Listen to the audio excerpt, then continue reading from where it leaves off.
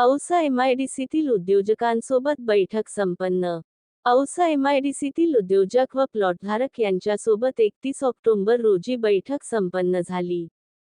उद्योजकांनी राष्ट्रीय महामार्गावरून एमआयडीसीमध्ये येण्यासाठी एकच रस्ता असणे, अंतर्गत रस्ते, नाल्या, पथदिवे, मद्यपींचा त्रास, दर मंगळवारी जाणारी लाईट इत्यादींशी संबंधित समस्या मांडल्या. यातील काही प्रश्नांबाबत बैठकीतच निर्णय घेऊन प्रशासनाला योग्य त्या सूचना दिल्या. औसा शहराच्या औद्योगिक विकासासाठी आमदार अभिमन्यू पवार भक्कमपणे उद्योजकांच्या पाठीशी उभा असल्याची ग्वाही याप्रसंगी दिली. औसा एमआयडीसीतील उद्योजकांसोबत अशीच एक बैठक 1.5 ते 2 वर्षांपूर्वी पार पडली होती, ज्यात विजेचा प्रश्न प्रामुख्याने समोर आला होता. अल्पावधीतच 1.91 कोटी रु. निधीसह 5 MVA क्षमतेचे अतिरिक्त रोहित्र औसा एमआयडीसीसाठी मंजूर करून आणले. अतिरिक्त रोहित्र बसवून प्रत्यक्षात कार्यान्वित.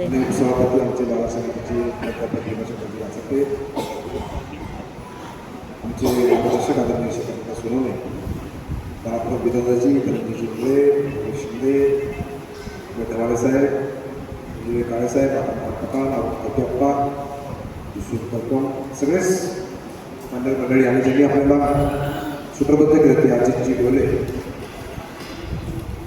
आणि अनेकांचे नाव देऊ इच्छितो शक्यतो, पण मलाही दुःख लागलेली आहे, तुम्हालाही दुःख लागलेली आणि जेव्हा सुगंध या ठिकाणी येतात असं पण एक चांगली बैठक या ठिकाणी गेल्या वर्षी आपण घेतली होती 3 वर्षापूर्वी. त्यावेळेस प्रामुख्याने देखील समोर आला होतो विजेचा आणि आपण 5 MVA तुम्हाला दिल्यामुळे स्पेशल केस करून घेतली. त्यावेळेस गिरीश भाऊ आपले पालकमंत्री होते आणि त्यामुळे मी स्वतः आग्रह करून ते तुम्हाला नियमाच्या बाहेर जाणार सगळे नियम लावून एमआयडीसीला आपण खास तुम्हाला 1.5 कोटीचा विषय होता काय तुम्हाला एक दिला. त्यामुळे आज एमआयडीसी अजून सुरुवात चालते, पण आपलं शिल्लक पण आहे काय शिल्लक आहे ते पण आहे.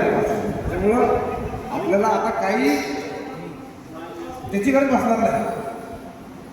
आता बाकीचे प्रश्न आहे, मला तर मी आमदार झाल्यापासून फिरतो या एमआयडीसीमध्ये, मला त्याच्यात रस्ता हा कायमचा प्रश्न मला प्रश्न म्हणजे रस्ता एकच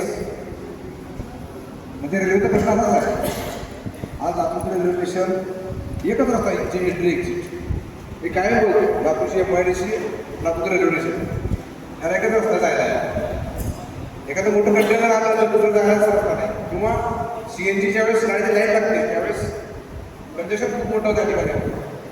म्हणून मी आणि माझ्या राजकीय सरांना रस्ता पूर्ण करता येईल कसा करता ते पाहिजे.